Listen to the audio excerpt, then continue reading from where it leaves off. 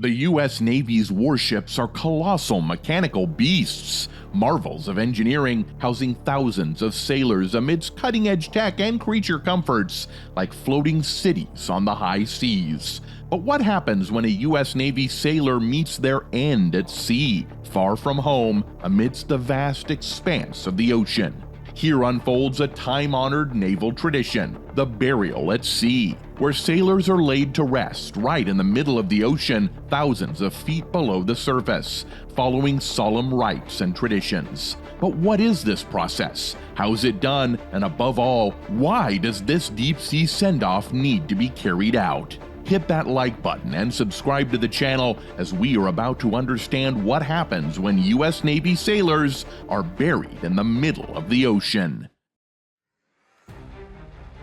Burial at sea is the formal practice of laying human remains to rest in the ocean, typically from a vessel or aircraft. This tradition is widely observed by navies worldwide, and as the Go Green wave of the environmental consciousness grows, private citizens in many countries are also embracing this practice. While the recent surge in popularity is notable, the tradition of burial at sea has ancient roots, dating back to the early days of seafaring. In early times, the deceased's body would be wrapped in a weighted shroud, often made of sailcloth, and then respectfully consigned to the sea with a fitting religious ceremony. This practice gained prominence during World War II, when naval operations often lasted for extended periods at sea. Since then, many service members, veterans, and their families have chosen burial at sea as a final farewell. But the question arises, why did this practice set sail? Well, practically, it was necessary for disposing of bodies when someone passed away on board, whether due to natural causes or during wartime. Since sailors spent long periods at sea without access to land, the only option was to release the bodies into the ocean to prevent the spread of disease and the distressing sight of deceased crewmates. However, this seemingly straightforward act of burial also carries with it some superstitious beliefs. For instance, during the age of sail from the 15th to the 19th century, sea burials were common on English and American vessels. It was believed that this practice was necessary to prevent the deceased mariners from becoming restless spirits of the deep. The main purpose of the burial at sea service was to separate the dead from the living and send their spirits to the afterlife, ensuring they would not return to haunt the ship. However, the unpredictable nature of the sea meant that it could not serve as a permanent barrier between the living and the dead. Even after proper burial, the ghosts of dead mariners would sometimes return to haunt their former shipmates. To prevent this, when a body was committed to the deep, it was stitched into a hammock, with the last stitch going through the nose to seal the deceased's soul into the shroud, ensuring it would not follow the ship.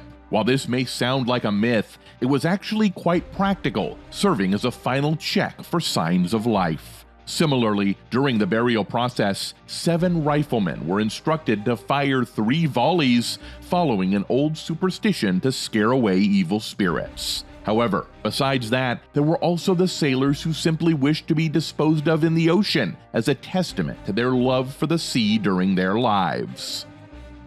As time sailed on, spanning hundreds of years, and naval warfare rode the waves of improvement, evolving into its latest forms, naval traditions also set sail for more practical and sophisticated waters, leaving behind many superstitious beliefs in their wake. Moreover, burial at sea is no longer a pressing matter. This means that in most cases, even if a sailor passes away aboard a ship, the families can choose whether to opt for a sea burial. At this point, the personal wishes of the deceased are also considered, although the situation changes in crisis scenarios. To qualify for a burial at sea, the deceased must be a uniformed officer on active duty, a retired Navy sailor, an honorably discharged veteran, or a dependent of active duty members, retirees, and veterans. If the deceased's family or will specify an on-ground burial, the remains are simply stored in the freezer for a day or two until they are transferred to land. However, if they opt for burial at sea, an entire series of pre-procedure protocols is set afloat. Burial at sea services are typically conducted either by ship or aircraft, following a process similar to land burial but with water as the final resting place. On a ship, the ceremony is usually led by the ship's captain or aircraft pilot or a religious representative of the deceased's faith or the state religion. The ceremony may involve burying the deceased in a casket, sewing them in a sailcloth, burying them in an urn, or scattering their cremated remains from the ship. Aircraft burial at sea is limited to cremated remains. However, before conducting any type of burial, the first step is determining the appropriate location. The Marine Protection Research and Sanctuaries Act General Permit allows for the burial of non-cremated human remains at sea at locations that are at least 3 nautical miles from land and in ocean waters that are at least 600 feet deep. In specific areas, such as East Central Florida, the Dry Tortugas, Florida to the Mississippi River Delta, sea burials are only authorized in ocean waters that are at least 1,800 feet deep. However, for cremated remains, they can be buried in or on ocean waters of any depth, as long as the burial takes place at least 3 nautical miles from land. The next crucial step involves the preparation of the remains, a task entrusted to a specialized group of individuals within the U.S. Navy known as morticians. Unlike other branches of the U.S. military, the Navy has its own morticians. These skilled professionals shoulder the responsibility of orchestrating every facet of a funeral, guiding grieved families through the process of honoring their departed loved ones while ensuring dignified handling of the deceased. Their duties encompass the preservation of bodies, coordination of caskets, arrangement of funeral proceedings, and management of all logistical aspects pertaining to the impending service. Equipped with extensive training in embalming, cremation, and in dire circumstances, the identification or recovery of remains during crises, these proficient individuals are primarily based on shore but are deployed to specific locations as needed for casualty support. The financial burden associated with funerals, including casket preparation, storage, permits, and related expenses, rests squarely on the shoulders of the family.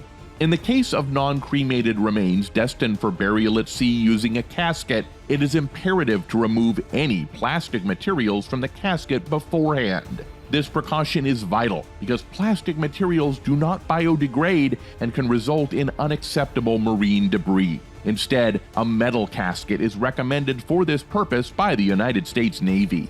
During the casket preparation process, the interior is removed, and a minimum of 22-inch holes are drilled into the casket to ensure rapid flooding and the release of trapped air. The top of the casket should have 8 evenly spaced holes, while the bottom should have an additional 8 holes, with 2 holes each at the head and foot ends. These holes may be covered with a porous material like cloth or paper to prevent the remains from being visible, as long as plastic-containing adhesives like tape are not used. To facilitate rapid sinking, additional weight such as sand or concrete is added to the casket by sewing it into a cotton sheet. This addition should bring the total weight to at least 300 pounds or 136 kilograms, enough to counteract the buoyancy of both the body and the casket. Once prepared, the casket is ready for the deceased to be placed inside. The remains are respectfully covered in compostable and biodegradable leaf bags, as it is not permitted to introduce any plastic or other non-biodegradable elements into the water. The casket is then meticulously secured with a minimum of 6 robust stainless steel bands, chains, or natural fiber ropes to ensure swift and permanent submersion. These bindings are strategically placed, one over each of the 2 lengthwise axes of the casket, with the remaining 4 evenly spaced along the narrow axis, particularly crucial for caskets featuring separate head and foot caps. To withstand the harsh marine environment, commercial shipping straps, prone to rapid deterioration, are not employed in this process. Following this, the casket is solemnly draped with an American flag, a poignant gesture symbolizing the nation's commitment to honoring the fallen. This tradition dates back to the days of the British Guard before the American Revolution, signifying the state's acknowledgement of a soldier's sacrifice. Post-funeral, the flag undergoes ceremonial folding, meticulously folded 13 times and presented to the family of the service member as a symbol of honor and gratitude. In the case of a sailor's remains being cremated, the procedure remains under the purview of the same personnel. However, the cremated remains are transferred into an urn, marking the transition to the subsequent steps in the process. Once the remains of the deceased, whether cremated or non-cremated, are prepared, the funeral proceedings commence. And because this ceremony takes place while the ship is deployed, civilians are not allowed to attend. The officer on the deck issues the command, "All hands, bury the dead," signaling the start of the ceremony. If feasible, the ship comes to a halt, and its flags are lowered to half-mast. The ship's crew, including a firing party, casket bearers, and a bugler, assemble on the deck. At the beginning of the ceremony, the crew stands at parade rest. The coffin, carried by 6 or 8 casket bearers depending on the weight of the casketed remains, is brought on deck feet first, with an equal number on each side of the casket based on their height. The casket is then placed on a stand, with the feet positioned overboard. In the case of cremated remains, the urn is brought on deck and placed on a stand. During a military funeral, honorary pallbearers and other mourners are positioned in reverse order of rank, which is a tradition originating from ancient Rome to symbolize that, in death, all are equal. The ceremony unfolds in 2 distinct parts, a military segment and a religious segment. The religious component is tailored to the specific faith of the departed and is conducted either by a Navy chaplain or, if no chaplain of the appropriate faith is present, by the commanding officer. This solemn part includes the reading of scriptures and prayers. Following the religious ceremony, the firing party is called to attention with the command, "Firing party, present arms." The casket bearers then incline the platform holding the casket, allowing it to slide gracefully into the ocean. The flag that draped over the casket is retained on board. In the case of cremated remains, there is the option to bury the urn using a procedure similar to that used for caskets. Additionally, the urn can be opened and the remains scattered into the wind. In this scenario, the direction of the wind must be carefully considered beforehand to ensure a smooth process. The firing party honors the departed with a 3-volley salute, while the bugler plays the melody of taps. This tune was first performed at a Civil War funeral in place of the customary 3 funeral volleys to avoid disclosing the position of the artillery unit to nearby enemies. Once the flag is meticulously folded, signaling the conclusion of the ceremony, the relatives are notified of the time and location of the burial. They are also provided with photos and video recordings if available. Flowers and wreaths composed of materials that decompose easily in the marine environment may be placed at the burial site. In case of crisis, if no remains are available, a memorial service can be conducted and flowers are cast into the water, often over or near the location of the individual's passing. In a military funeral, the casket is traditionally carried to the grave with the foot end leading, except in the case of a chaplain's funeral. For a chaplain, the body is carried head first, honoring an ancient tradition that dictates even in death, a chaplain should face their flock. The United States Navy's military chaplains are commissioned naval officers with a primary mission to promote the spiritual, religious, moral, and personal well-being of Department of the Navy members. The Chaplain Corps comprises clergy endorsed by various ecclesiastical bodies, offering support to Navy, Marine Corps, Merchant Marine, and Coast Guard personnel and their families. Navy chaplains represent diverse religious backgrounds, including Catholic, Protestant, Orthodox, Jewish, Muslim, and Buddhist affiliations. Operating with non-combatant status, they do not engage directly in hostilities, and in the U.S. they are prohibited from carrying weapons. When it's wartime, the goal is to keep the sea burial procedure as close to the peacetime routine as possible. But when you're on a combat mission, you don't always have all the necessary resources at your fingertips. Although nowadays it's usually doable to airlift the remains back to shore and arrange for a burial ceremony on land. However, until events like the Falklands War, they were burying folks at sea without being returned to land. Not only that, due to the constrained facilities aboard military vessels, this process typically does not involve the use of a casket. Instead, the body is wrapped in sailcloth and weighted down, often with rocks, steel chains, or cannonballs to ensure rapid submersion. Cremation also is generally not feasible on a ship.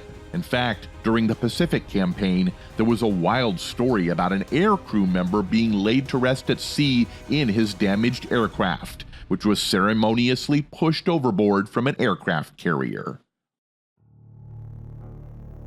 On top of these procedures, there's another burial method that sailors can opt for, known as a reef burial. This is a type of green or natural burial that some sailors or their families consider to be an eco-friendly alternative to traditional burial practices. In this process, cremation ash is blended with pH-balanced concrete to create objects placed on the seafloor, fostering marine life in areas where sea creatures have dwindled by establishing new habitats for fish and crustaceans. These structures, which come in various forms like perforated domes, are called reef balls, pyramids, or similar memorial shapes tailored to the location, and are expected to endure for 500 years. These reef balls, weighing between 800 and 4,000 pounds, are designed with perforations to prevent them from being displaced by storm pressure on the seafloor. Some view such burials as offering the departed a second life as part of a thriving reef ecosystem. In these cases, the loved ones of the deceased sailors are provided with the GPS coordinates of the resting place, enabling them to dive and visit the site. A memorial plaque is installed, featuring the person's name, date of birth, and death. Larger reef memorials can accommodate multiple sets of remains, allowing families to be collectively interred. In the United States, there are over 30 permitted locations for reef memorials, including off the coasts of Florida at Mexico Beach, near Egg Harbor by Atlantic City, New Jersey, and in Texas.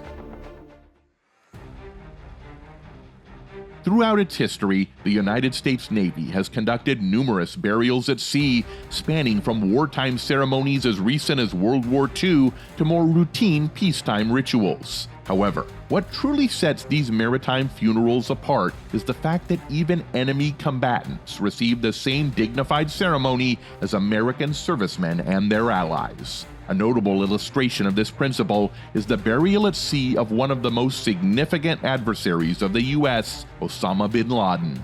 Following his demise on May 2, 2011, bin Laden's remains were transported to the aircraft carrier USS Carl Vinson in the North Arabian Sea. The decision to bury him at sea was based on Islamic traditions, which mandate burial within 24 hours of death and prohibit the preservation of the body. Additionally, the burial at sea aimed to prevent his grave from becoming a site of veneration for his followers. Initial plans had considered cremation as a means to leave no trace of bin Laden and eliminate the possibility of a memorial site. However, cremation is prohibited in Islam, and bin Laden, a devout Muslim, could not be cremated. Despite being an enemy of the United States, his religious beliefs were respected. So, his body was prepared for burial according to Islamic customs, including washing and wrapping in a white sheet. A brief Islamic funeral prayer was conducted on the deck of the USS Carl Vinson before bin Laden's body was placed in a weighted bag and lowered into the sea. The exact location of the burial was not disclosed by the U.S. government, but this burial at sea marked the conclusion of a protracted and intricate chapter in the global fight against terrorism. With the growing global focus on environmentally friendly practices, there's a notable shift towards burial at sea, not just among navies, but also among a growing number of individuals. How do you perceive this trend? Do you see it as a fair move towards the sustainability of our planet, or do you hold a different viewpoint? We invite you to share your insightful thoughts in the comments section. If you haven't already, consider subscribing to our channel for more engaging videos on topics like this.